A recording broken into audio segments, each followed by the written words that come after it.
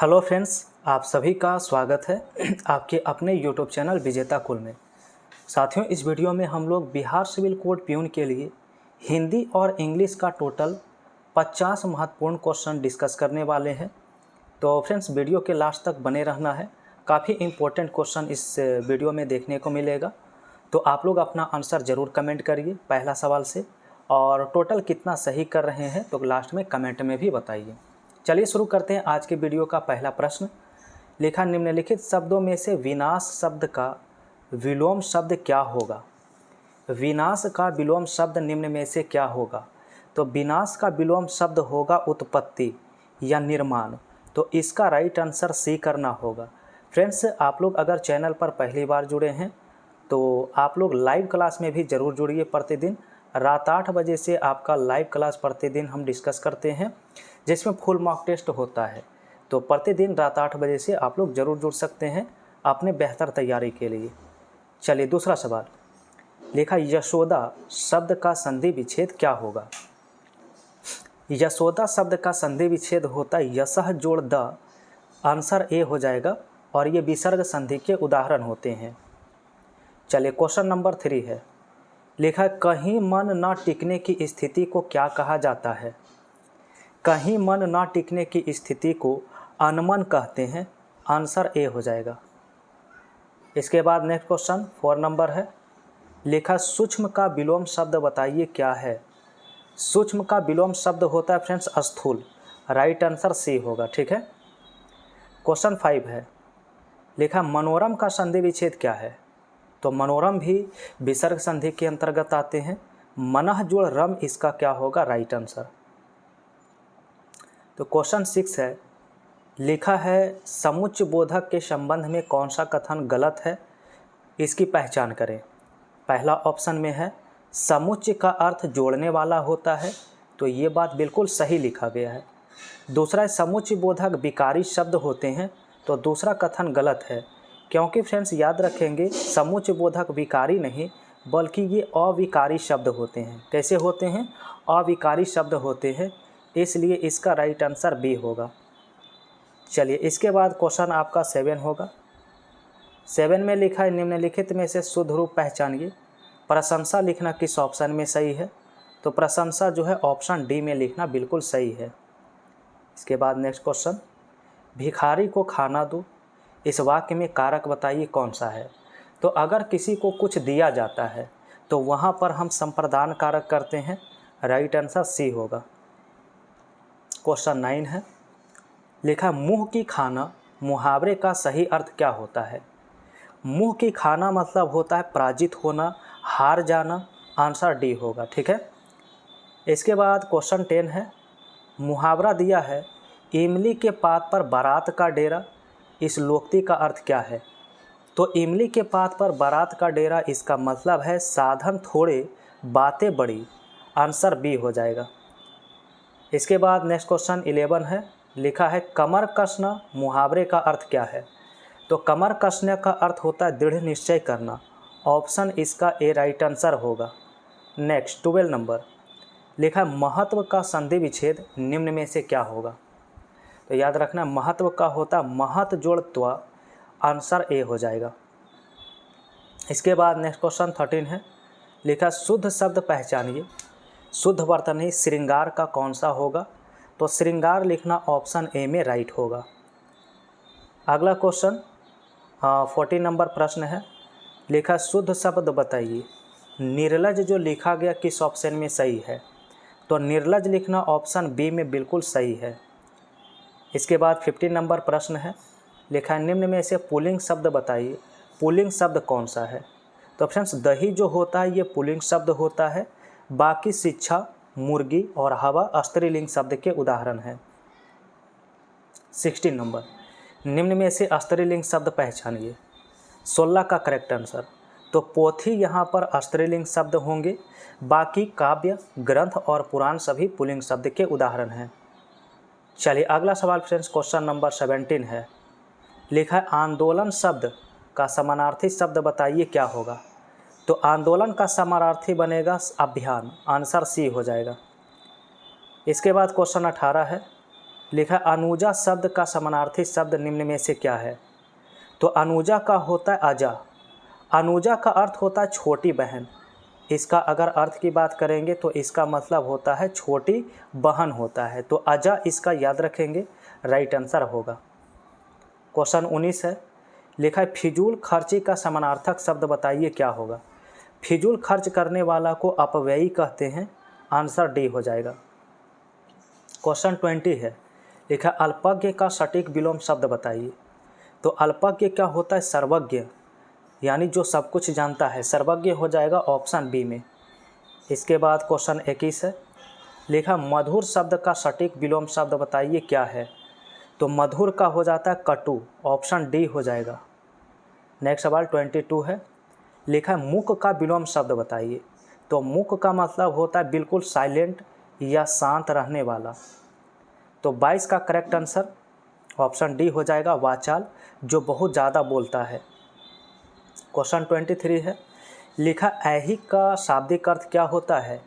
तो फ्रेंड्स ऐहिक का मतलब होता है यहाँ पर सांसारिक, राइट आंसर ए हो जाएगा।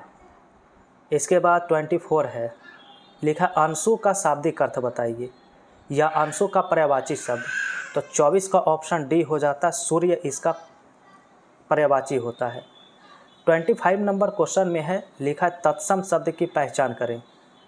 तो तत्सम शब्द इनमें जो है पाषाण लिखना सही होगा। पाषाण यहाँ पर संस्कृत के मूल शब्द से बने हैं। 26 लिखा है तद्भव शब्द बताइए। दुग्ध, दूध, कार्य और काष्ठ लिखा है। तो फ्रेंड्स दूध यहाँ पर तद्भव होगा क्योंकि इसका तत्सम रूप दुग्ध होता है। तो करेक्ट आंसर बी है। इसके बाद 27 लिखा है अर्वाचीन का पर्यायवाची शब्द क्या होगा। तो फ्रेंड्स अर्वाचीन का मतलब होता है आधुनिक। आधुनिक इसका राइट आंसर करना होगा, जो कि डी ऑप्शन में है। 28 में है, लोटा डोरी का समास बताइए कौन सा है। तो लोटा डोरी का दोनों पद प्रधान है। जब दोनों पद प्रधान होते हैं तो उसे हम द्वंद्व समास कहते हैं। अब 29 से 30 तक का प्रश्न जो दिया है, तो यहाँ पर शुद्ध शब्द का चयन करना है जो अंडरलाइन शब्द होगा। लिखा है अपने पूर्वजों के पद चिन्हों पर चलना हमारा कर्तव्य है। तो पद चिन्ह लिखना किस ऑप्शन में सही है। तो पद चिन्हों लिखना फ्रेंड्स बी ऑप्शन में बिल्कुल सही है। इसके बाद 30 में देखिए, कल सायंकाल का मौसम बड़ा ही सुहावना था। तो सायंकाल लिखना किस ऑप्शन में सही होगा पूछा गया है। तो इसका पहला ही ऑप्शन राइट होगा, ठीक है, ऑप्शन ए इसका शुद्ध रूप है। चलिए आगे देखिए, 36 से इंग्लिश का क्वेश्चन होगा। लिखा है क्वेश्चन में एक इडियम दिया है बॉटम लाइन। इस इडियम का अर्थ क्या होता है। तो इस इडियम का अर्थ होता है महत्वपूर्ण तथ्य। बॉटम लाइन का मतलब होता है महत्वपूर्ण तथ्य। तो बी ऑप्शन राइट करना होगा, द मोस्ट इम्पोर्टेंट फैक्ट हो जाएगा। 37 में लिखा है इनकरेक्टली स्पेल्ड वर्ड। तो इनमें से इनकरेक्टली स्पेल्ड वर्ड कौन सा है। तो फ्रेंड्स मटेरियल इसमें इनकरेक्ट है क्योंकि मटेरियल का MA होना चाहिए था शुरू में, MA, जो कि ME लिखा गया है। चलिए अगला 38 है, लिखा है best express passive voice. Passive voice में चेंज करना है। और क्वेश्चन क्या है, लिखा है they have decorated hall beautifully. तो इसका राइट आंसर क्या होगा। तो फ्रेंड्स इस सवाल का करेक्ट आंसर ए हो जाएगा, the hall has been decorated beautifully by them. Next question 39 है, जहाँ पर साइनोनिम पूछा है ट्रियम्फ का। तो ट्रियम्फ का मतलब होता है जीत या फिर विजयी होना, जीत या फिर विजयी होना। तो 39 का करेक्ट आंसर बी हो जाएगा, विक्ट्री। विक्ट्री का मतलब भी जीतना होता है। चलिए 40 नंबर प्रश्न में ग्रामेटिकल एरर बताना है, किस पार्ट में है। लिखा है both his parents as well as children are present there no error. तो फ्रेंड्स याद रखेंगे कि बोथ के साथ जो आता है वो एंड आता है, एज वेल एज नहीं। तो एज वेल एज के स्थान पर हमें एंड का यूज करना होगा। तो इसका कौन सा पार्ट में एरर है। तो पार्ट ए में भी एरर है, पार्ट ए में। 41 इसमें एंटोनिम पूछा है फ्रेंड्स डिले का। तो डिले का मतलब होता है देर करना। तो इसका अपोजिट वर्ड क्या होगा, एडवांस हो जाएगा, क्योंकि एडवांस का मतलब होता है जल्दी या फिर आगे। 42 में देखिए एक फिलर्स पूरा करना है। लिखा electric gadgets make house course.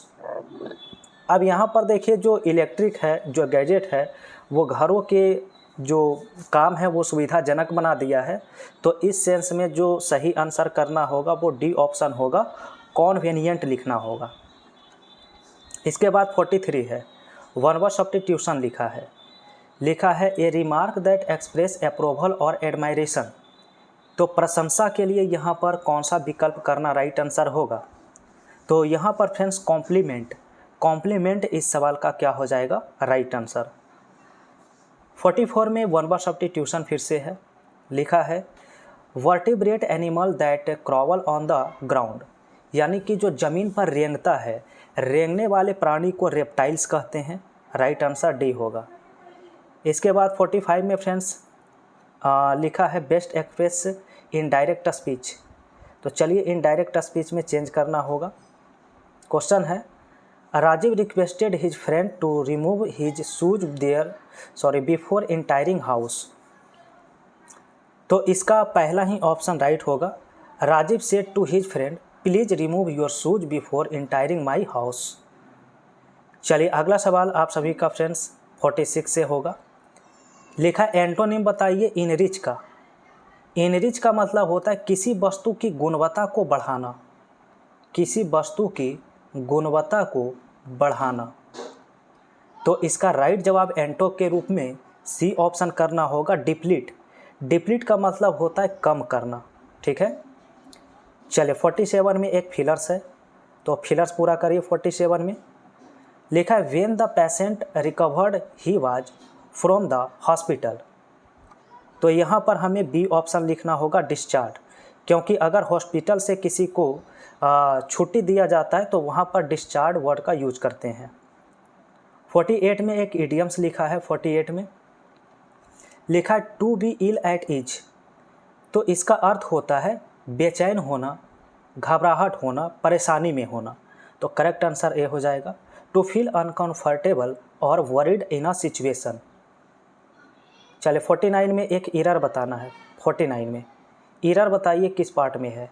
लिखा है they object to me coming last night no error. यहाँ पर एक कॉन्सेप्ट नोट करेंगे कि अगर ऑब्जेक्टिव केस का प्रयोग हुआ है और इसके बाद अगर जिरंड का यूज है, बिफोर का यूज है, तो इस ऑब्जेक्टिव केस को हमें पॉजेसिव एडजेक्टिव में चेंज करना होता है, यानी मी को हमें माई में चेंज करना होगा, माई कमिंग लिखना होगा। तो पार्ट बी में इसका एरर है। और आज का अंतिम प्रश्न 50 नंबर प्रश्न है। देखा है सवाल में साइनोनिम एलिगेंट का। तो फ्रेंड्स एलिगेंट का मतलब बिल्कुल भव्य होता है, शानदार होता है, भव्य होता है। तो करेक्ट आंसर इसका क्या होगा? आप लोग इसका आंसर कमेंट में बताइए, कौन सा इस सवाल का करेक्ट आंसर है। तो एक क्वेश्चन आप लोग कमेंट में आंसर बताइए। तो फ्रेंड्स वीडियो आप सभी को कैसा लगा है कमेंट में ज़रूर बताइए, और वीडियो पसंद आया हो तो लाइक कर दीजिए। पहली बार जुड़े हैं तो चैनल को सब्सक्राइब करिए। और प्रतिदिन रात 8 बजे से आप सभी का लाइव क्लास चल रहा है, तो रात में ज़रूर जुड़िए। रात 8 बजे से फुल मॉक टेस्ट वहाँ पर डिस्कस करते हैं।